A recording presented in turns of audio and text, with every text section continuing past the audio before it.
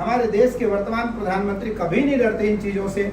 और पशुपतिनाथ जी जाए तो भस्म लगाते, रुद्राक्ष की संतों जैसी माला पहन करके बाहर निकलते, उपरना ओढ़े हुए। ऋषिकेश आते, पूज्य दयानंद जी के चरणों में आकर के जूते खोल करके लेट जाते हो, चटाई पे बैठते, साथ में कुर्सी पे भी नहीं बैठे। विश्वनाथ जी जाते तो सामान्य व्यक्ति की तरह महादेव का अभिषेक करते, महादेव की पूजा करते। मेरा कहने का तात्पर्य है कि हमें वही छवि देश में स्थापित करके हमारी संस्था लोगों को दें। लोगों की जो चक्षु है, लोगों की जो दृष्टि है, वो उसे खोलें। और खोलने का कार्य कौन करेगा? जो दर्शक लोग हैं, जो दृष्टा लोग हैं, जो समन्वय को जानने वाले हैं, संधि को जानने वाले हैं, समतत्व को जानने वाले हैं और समतत्व की पराकाष्ठा को समझने वाले लोग हैं। हमारा जो परिषद है, उस परिषद का एक उद्देश्य है कि हम भारतीय परंपराओं में कैसे, हमारी जो परंपरा थी वो कैसे कायम हो। वो कर्मकांड है, वह भागवत है, वह वेद की ऋचाएँ हैं। हमारी भारतीय परंपराओं की शिखा के प्रति जो पूर्व आग्रह रही है, आस्था रही है। यदि चाणक्य नहीं होते तो चंद्रगुप्त राजा नहीं होते, अगर परशुराम नहीं होते तो राम का परीक्षा नहीं हुआ होता। राम का प्रथम परिचय भगवान परशुराम ने ही तो बताया। विश्वामित्र के पास राम होते हुए भी विश्वामित्र इस बात को प्रकट नहीं कर पाए, ये भगवान है। और भगवान राम बाल्यकाल में परशुराम के समकालीन में स्थिति में आए, सामने आए। और जब दोनों के आपस में संधि हुई तो भगवान परशुराम ने भगवान राम को अवतारी कहा। वहाँ पूरे देश की और नहीं अभी तो दुनिया के सभी राजा बैठे हुए थे। सभी राजाओं ने एक साथ देखा, एक साथ सुना, एक साथ समझा कि भगवान राम कोई राजा नहीं, भगवान राम अवतारी राम है।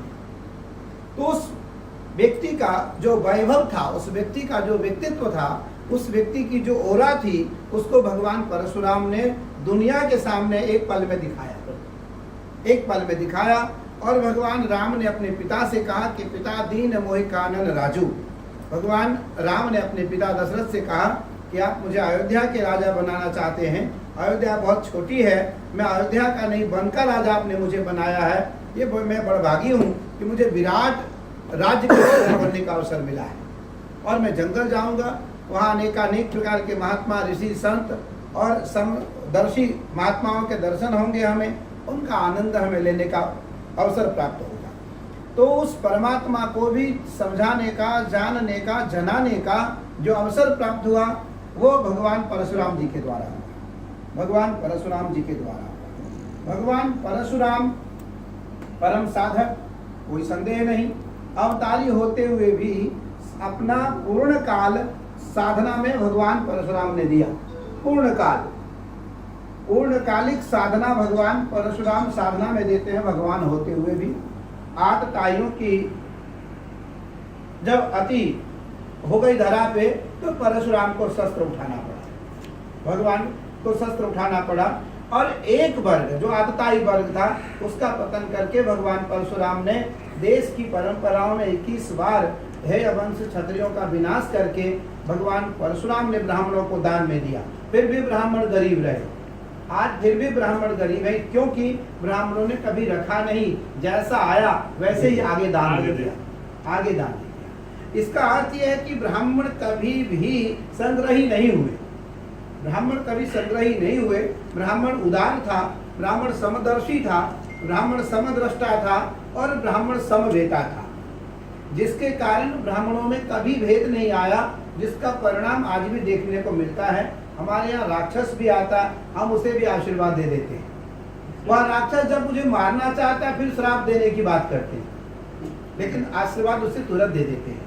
तो ये क्षमता केवल ब्राह्मणों में है, देश की उस समदृष्टा में है, समदर्शी में है। तो मेरा कहने का तात्पर्य, हम किसी भी प्रकार से भेदभाव को दूर करते हुए हमारे जो छोटी छोटी गांव हैं, छोटे छोटे बस्तियाँ हैं, छोटे छोटे घरों में जो रह रहे ब्राह्मण के जो बच्चे हैं, उनको शिक्षा कैसे दी जाए, उनको कैसे शिक्षक बनाया जाए, उनको कैसे परिचायक बनाया जाए, उनकी ओरा कैसे जागृत की जाए, क्योंकि वो ओरावान हैं। अब भाई कौटिल्य ब्राह्मण है, जो बालक छोटा सा देश में कौटिल्य आया, कोई उसको कौटिल्य कह रहा है, कोई उसको गूगल बॉय कह रहा है।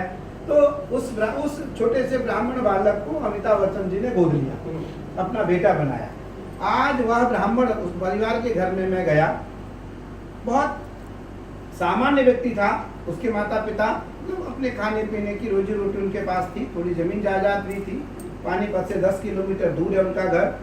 और आज वह उस बालक के कारण उस घर में अरबों की संपदा आ गई है। जब उसका जन्मदिन मनाया गया तो सुबह 8 बजे से लेकर रात को 12 बजे तक दुनिया के सभी स्टार आए बिना बुलाए। कुंभ इतना बड़ा आयोजन होता है हमारे उत्तर प्रदेश में, अभी कुंभ होने जा रहा है इलाहाबाद में, बिना आयोजन बिना निमंत्रण करोड़ों लोग आएंगे पूरी दुनिया से। तो हमें अपनी बात के लिए निमंत्रण पत्र छापने की आवश्यकता नहीं है, अपितु अपनी बात कैसे जनमानस के हृदय तक हम पहुंचाएं, हम अपनी बात जनमानस के हृदय तक कैसे पहुंचाएं और हमारी बात को वो कैसे जाने, उसका हमें अभिप्राय सोचना है, उसका प्रयोजन सोचना है।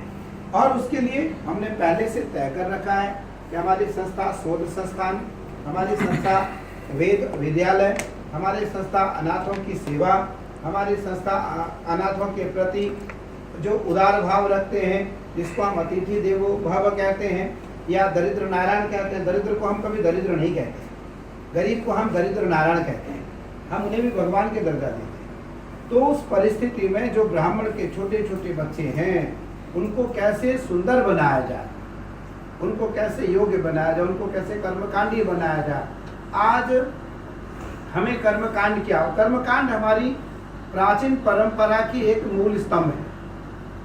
आज अभिषेक कराना हो तो ब्राह्मण नहीं मिलते, यज्ञ कराना हो तो ब्राह्मण नहीं मिलते, हवन कराना हो तो ब्राह्मण नहीं मिलते, पूजन और विधान से अपने निवृत्त कर्म कराने हैं तो नहीं ब्राह्मण मिलते। हमें उसी की एक नींव डालनी है जो पूरी दुनिया जिसे स्वीकार करे, बिना प्रतिस्पर्धा, बिना किसी प्रकार से द्वेष द्वंद्व से हम उस संस्था को खोलेंगे, संस्था का संचालन करेंगे और जिसमें देश के वो सभी लोगों का आह्वान होगा, सभी लोगों का वहाँ आदर होगा, वो सभी समभाव से वहाँ आए, अपने तरीके से वहाँ रहें, आश्रम की परंपराओं के अनुसार वहाँ अपना विश्राम करें, आश्रम की ओर से वो भोजन करें, विश्राम करें और अपनी परंपरा का निर्वहन करें। निसंदेह जब जब हम धर्म की परंपरा की बात करते हैं तो व्यवधान आती है।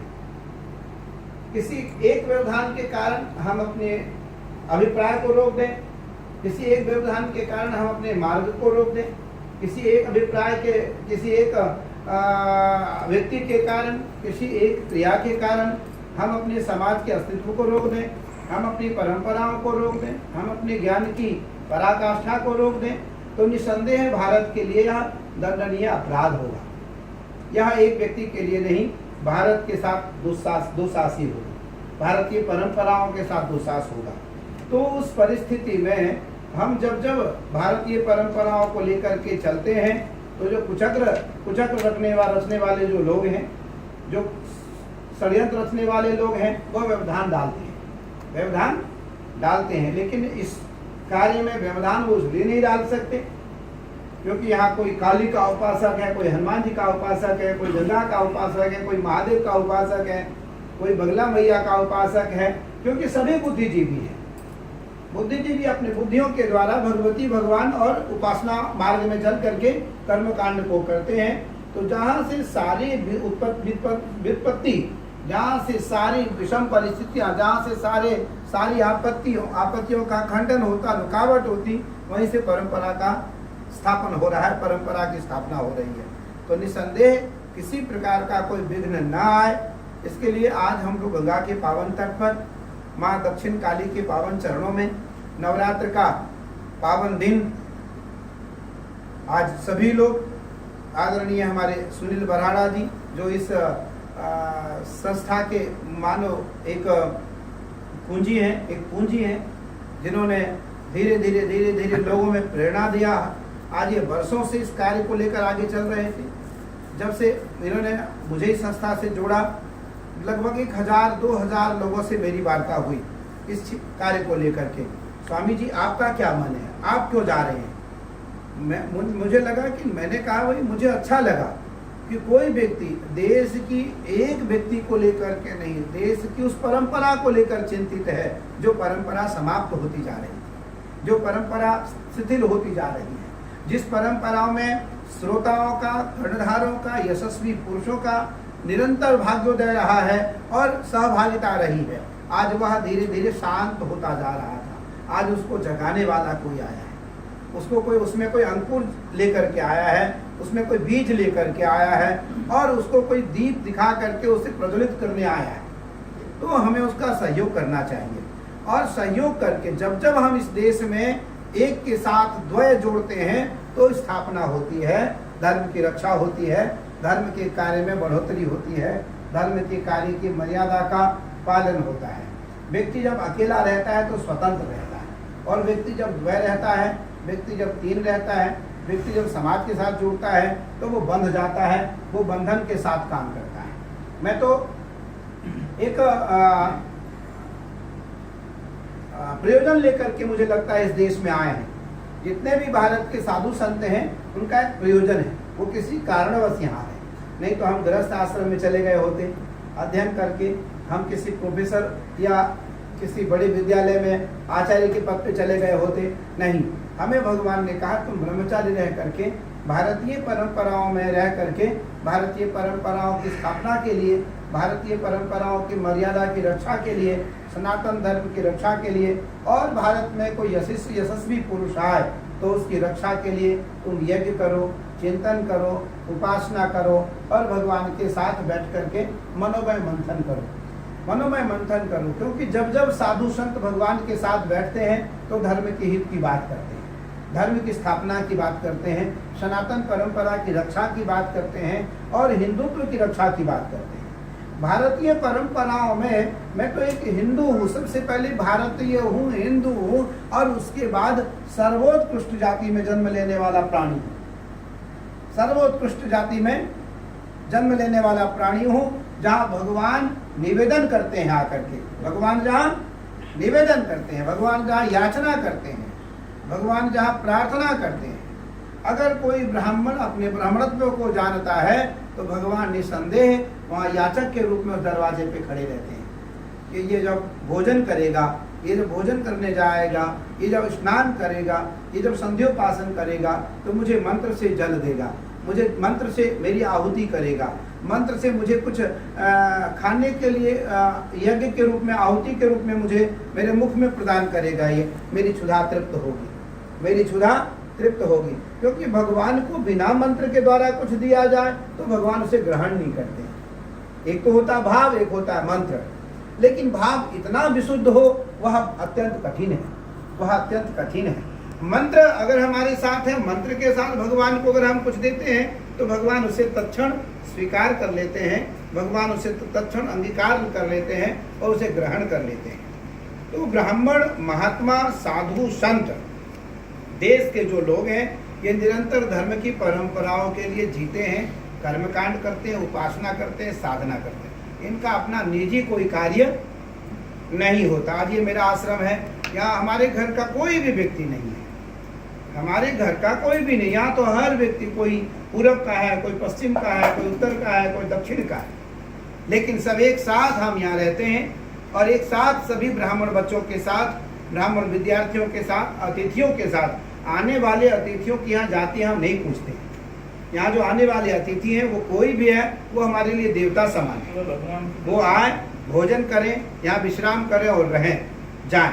लेकिन जो यहाँ रहने वाले लोग हैं, हम उसके आईडी वेरिफिकेशन जरूर करते हैं, हम उसकी आईडी वेरिफिकेशन करते हैं, उसकी एक तफ्तीश करते हैं, हम जांच करते हैं भाई ये कहाँ का रहने वाला है, कैसा है, किस कुल का है, किस परंपरा का है, किस आचरण का है। फिर हम उसे दीक्षा देते हैं, उसे वेद की दीक्षा देते हैं, उसे वेद की शिक्षा देते हैं, कर्मकांड सिखाते हैं, यज्ञ सिखाते हैं और अपने पूजन कक्ष में प्रवेश कराते हैं।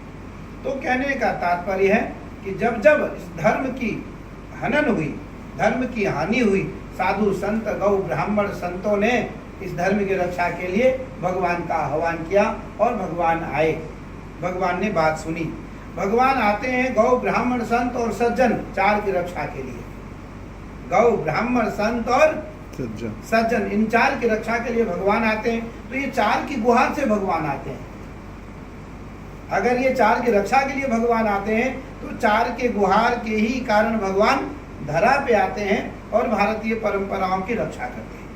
आज सुनील बराड़ा जी, देवदत्त शर्मा जी, प्रमोद शर्मा जी, विनोद शर्मा जी, हमारे ED Sharma ji, ED Sharma ji, ED Sharma ji, एक ही नाम है उनका, ईडी शर्मा जी, और ये देश में जितने भी आज सुनील बराड़ा जी के लोग हैं, ये सभी कहीं न कहीं संस्था से जुड़ना चाहते हैं। मैंने पहली बार ऐसा संस्था देखा जिस संस्था में देश के सभी बड़े लोग जुड़ना चाहते हैं। क्यों जुड़ना चाहते हैं? क्योंकि यहाँ उस व्यक्ति को रखा जाएगा जो अत्यंत ही पुनीत होगा, पावन होगा, परिपक्व होगा, समझदार होगा। हम उसे ही रखना चाहेंगे, एक बात। दूसरी बात, हम इस संस्था से देश की परंपरा के लिए, परंपरा की रक्षा के लिए जितना भी कार्य हो सकता है उसे करेंगे। हम कभी अपने स्वेच्छा के लिए, अपनी इच्छा की पूर्ति के लिए, अपनी जीविका को चलाने के लिए हम कभी याचना नहीं करेंगे। हम इस संस्था को बनाने के लिए पंडित महामना मदन मोहन मालवीय जी हैदराबाद निजाम के घर में गए, मुझे BHU की स्थापना करनी है, कुछ दो। तो उन्होंने कहा भाई मैं तो इस्लाम धर्म का अनुयायक हूँ, मैं इस्लाम धर्म का धर्माचार्य नहीं हूँ, अभी तो राजा हूँ, क्यों दूं आपको? बोले कुछ तो दे दो जो आपका मन करे, आया हूँ तुम्हारे घर पे, खाली मत भेजो। तो उन्होंने अपनी पादरज दे दी, पादुका, जूते दे दी निजाम ने।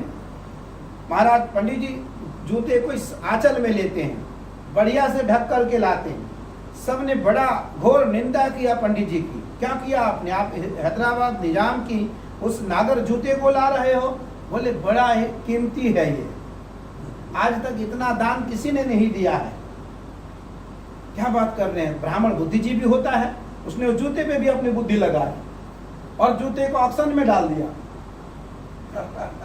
जूते को ऑक्शन में डाला क्योंकि हैदराबाद निजाम का जूता था, वो 1 लाख के करीब रुपए में उस समय जूता बिका। और महामना पंडित मदन मोहन मालवीय जी को सबसे अधिक दान हैदराबाद निजाम से मिला। इतना दान पंडित जी को स्कूल बनाने के लिए, कॉलेज बनाने के लिए किसी अन्य राजाओं के द्वारा प्राप्त नहीं हुआ। तो हम इस संस्था के लिए देश में किसी से भी मांगना पड़े उससे मांगेंगे, कुछ ना कुछ तो वो देगा। अरे कोई गाली देगा, गाली ले लेंगे, कुछ तो दिया उसने, हमारा कुछ लिया तो नहीं। जो कुछ देगा, मैं ये चाहूंगा कि जो कोई कुछ भी देना चाहेगा इस संस्था के लिए, मैं उससे मांग करके लाने के लिए तत्पर रहूंगा। हमारी समिति लाने के लिए तत्पर रहेगी, हमारा यह पूरा टीम मांगने के लिए तैयार रहेगा, किसी से भी मांगना पड़े। और मुझे निस्संदेह ज्ञात है, जब देश के यशस्वी प्रधानमंत्री, धर्म स्वरूप प्रधानमंत्री, भारतीय परंपराओं के अस्तित्व को मानने वाले प्रधानमंत्री, संत और समाज की निष्ठा को आदर देने वाले भारत के यशस्वी प्रधानमंत्री नरेंद्र मोदी जी को जब पता चलेगा कि भारत के कैलासानंद, भारत के अन्य साधु इस संस्था से हैं, तो मुझे विश्वास है कि उस संस्था का उद्घाटन करने वो खुद आएंगे। क्या बात? खुद आएंगे, मुझे यकीन है, मुझे विश्वास है।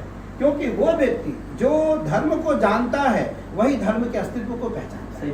जो धर्म को जानता ही नहीं है वो धर्म के अस्तित्व को पहचानेगा क्या? तो जो धर्म को जानता है वही धर्म के अस्तित्व को पहचानता है, और जो धर्म के अस्तित्व को पहचानता है वो निसंदेह धर्म का अनुरागी है, धर्म के साथ रहने वाला है और धर्म स्वरूप है। भगवान कृष्ण ने कहा कि मानवों में राजा हूँ, मानवों में राजा हूँ। तो अगर राजा वह राजा जाके राज प्रिय प्रजा दुखारी, सो नृप अवश्य नरक कर अधिकारी। जिस राजा के राज्य में प्रजा दुखी हो वो राजा नरकगामी है।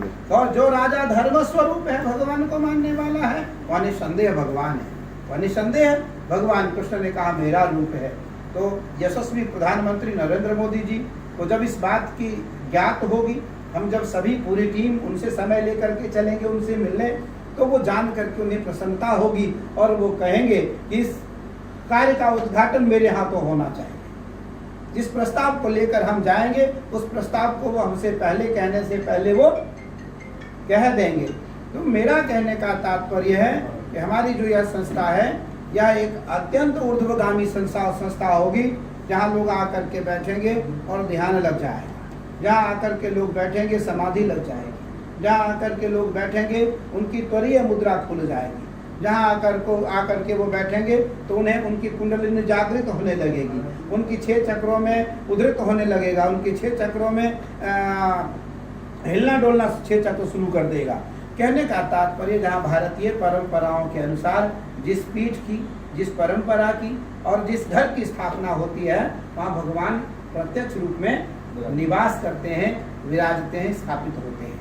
आज यह संस्था निसंदेह भारतीय परंपराओं का पहला संस्था होगा जहाँ भगवान परशुराम स्वयं आकर अपने भूमि का निरीक्षण करेंगे, अपने भूमि का संरक्षण करेंगे, और जब उनके मंदिर की स्थापना होगी तो वो जरूर किसी न किसी रूप में आकर उस मूर्ति में स्थापित होकर के किसी न किसी को दिखेंगे, किसी न किसी को दिखेंगे।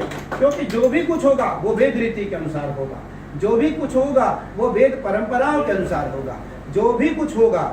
आज अगर इस संस्था की स्थापना हो रही है तो आज नवरात्र का पहला दिन, गुप्त नवरात्र का पहला दिन, और कहाँ? सिद्धपीठ दक्षिण 27 लाख वर्ष प्राचीन पीठ है, जिस पीठ की अवधि 27 लाख वर्ष हो चुका है, जहाँ स्वामी रामकृष्ण परमहंस तोतापुरी जी महाराज स्वामी रामकृष्ण परमहंस के गुरु यहाँ के दीक्षित हैं। मामा खेपा जिन्होंने काली को प्रकट किया, तारापीठ वेस्ट बंगाल भगवती काली को प्रकट किया, वो यहाँ के शिष्य। आल्हा जो अमर है वो यहाँ का शिष्य, आल्हा की पत्नी रानी मचला जो आज भी अमर है वो यहाँ के शिष्य। विवेकानंद जी ने अपने ग्रंथ में लिखा कि मैं जब काली मंदिर में 108 दिन रहा तो मुझे वहाँ त्वरीय मुद्रा मेरी खुली, त्वरीय ज्ञान हुआ मुझे, और मुझे लगा भगवती का जो पराशक्ति है वो कैसा है। तो जहाँ कामराज गुरु जी अमर हैं, जहाँ इस पीठ के जो आचार्य हैं वो अमर हैं, उस पीठ पर आज इस संस्था की स्थापना हो रही है, नींव पड़ रहा है। मानो इस संस्था को एक मूर्त रूप दिया जा रहा है, मूर्त रूप दिया जा रहा है, और आज से ही यह संस्था कार्य करना प्रारंभ कर देगा।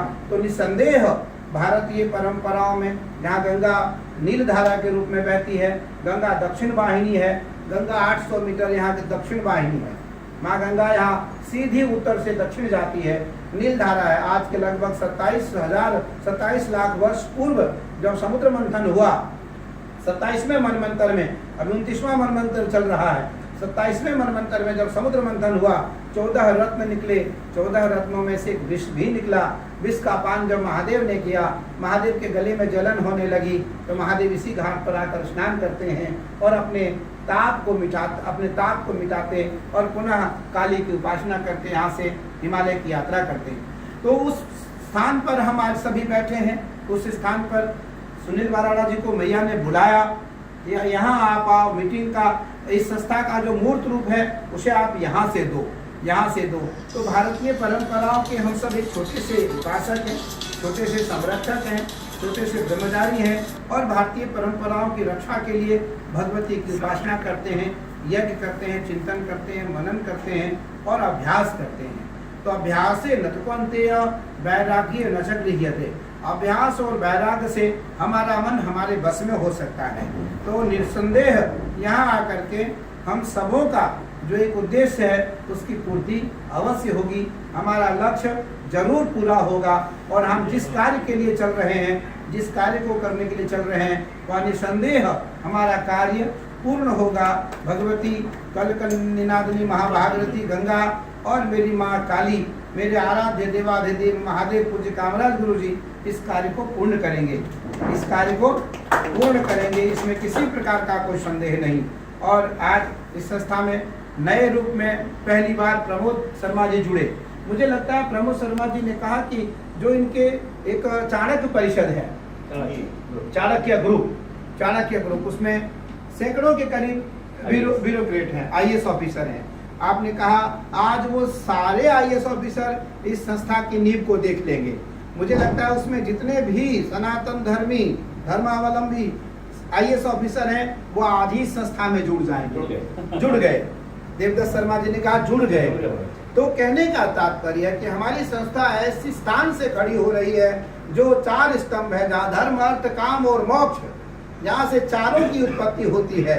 यहाँ एक चीज की उत्पत्ति नहीं होती है, यहाँ धर्म अर्थ काम और मोक्ष, इन चारों की उत्पत्ति होती है। तो ये चारों चीज की प्राप्ति होगी, हमारी संस्था को चारों की आवश्यकता है, धर्म अर्थ काम और मोक्ष, हमारी संस्था को चारों की आवश्यकता है। और चारों की स्तंभ है हरिद्वार, और इन चारों की स्तंभ की जो प्रणाली है, जो सूत्रधार है, वो मेरी माँ भगवती माँ काली है।